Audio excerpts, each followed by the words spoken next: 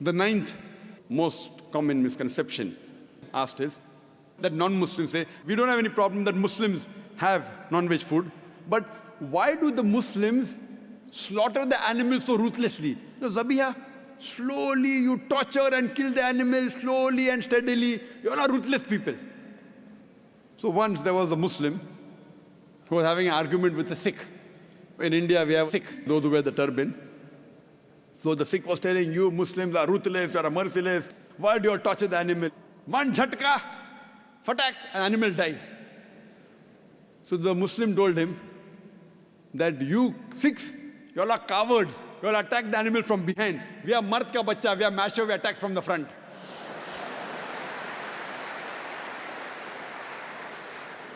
This is his hikmah. This is not the reason why we do zabiha. It is his hikmah. He had no argument, so he said, we are mard ka bacha, masho. We attack from the front. You all are cowards, we attack from behind. The real logical scientific reason is that why do we do zabiha?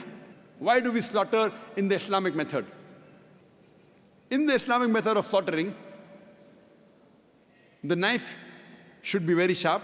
It should be swift, so animals feel the least pain. Secondly, we cut the throat, the windpipe, and the vessels of the neck without damaging the spinal cord. If the spinal cord is damaged, the nerve going to the heart can be severed, there can be cardiac arrest. That is the reason the spinal cord should not be cut. We only cut the throat, the windpipe, and the vessels of the neck, and let the heart beat. When the heart beats, majority of the blood flows out of the body of the animal. Today, science tells us that blood is a very good medium of germs, bacteria, and toxins. So when we let the blood flow out of the animal's body, what are we doing? We are cleansing the animal. We are removing the germs, bacteria, and toxins. It's more hygienic. Furthermore, an animal slaughtered by the Islamic method of zabiya remains fresh for a longer time as compared to an animal slaughtered by the stunning method. Because there's less blood in the animal, it remains fresh for a longer time. Furthermore, people have a misconception. People think that in the Islamic method of slaughtering, the animal dies of pain. Today science tells us that when we slaughter, when we cut the throat, the windpipe, and the vessels of the neck, the nerve supply going to the brain is also cut, which is responsible for feeling of pain. So the animal does not die of pain, the animal dies a peaceful death. Unlike in stunning, many a time the animal dies after hours together. So the Islamic method is the most peaceful method. And the animal dies a peaceful death. The animal kicks and writhers, not because of pain, because the muscles are contracting and relaxing so that the blood can flow out of the body. Animal writhers because of the flow of blood, not because of pain. So the Islamic method of slaughtering is the most hygienic and the best and the humane way of killing.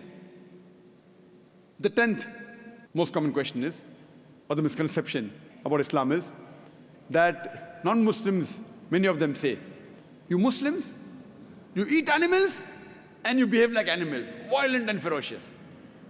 You Muslims, you all have non-veg food and you behave like animals, violent and ferocious. I have to agree. Today science does tell us that what you eat has an effect on your behavior. And I agree with them, that what you eat has an effect on your behavior. That's the reason we Muslims, we are not allowed to eat ferocious and violent animals like tiger, leopard, lion, which are ferocious. We are only allowed to eat the peaceful animals like cow, goat, sheep, because we are peace-loving. The herbivorous animals, the peaceful, we say, Allah mein ki gaay hai. In Hindi we say. We are only allowed to eat the peaceful animals, the cattle. Quran says in Surah Araf, chapter number 7, verse number 157, the Prophet commands you that which is just and prohibits you that which is evil. He allows you that which is lawful and good and prohibits you that which is bad and impure. Allah repeats the message in Surah Hashr, chapter 59, verse number 7. Take what the Prophet assigns to you and abstain from that which the Prophet prohibits to you. So whatever Allah and His Rasul prohibit, we Muslims abstain from it. And there are various Sahih hadith in Bukhari, in Muslim, Ibn Majah, that speak about the prohibition of these violent animals, these carnivorous animals. It's mentioned in Sahih Muslim, in the book of hunting and slaughtering, hadith number 4752. Also in Ibn Majah, chapter number 13, hadith number 3232 and 3234. The various types of food that the Prophet has prohibited. Amongst them is animals that have carnivorous set of teeth, the carnivorous animals that belong to the cat family, like lion, tiger, cat, dog, wolf, hyenas, all these are prohibited.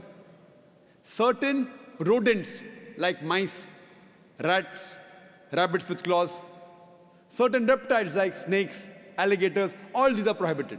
The Prophet also prohibited birds which have talons and claws, like vultures, eagles, crow, owls, etc. All these are prohibited. Now we'll discuss